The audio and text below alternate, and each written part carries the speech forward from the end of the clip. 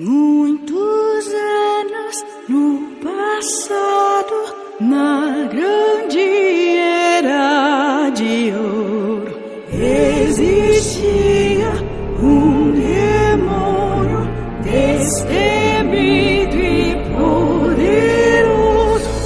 Os feiticeiros tentaram contra este ser tirano. Divindade que outrora foi humana, com os seus hostis 4 braços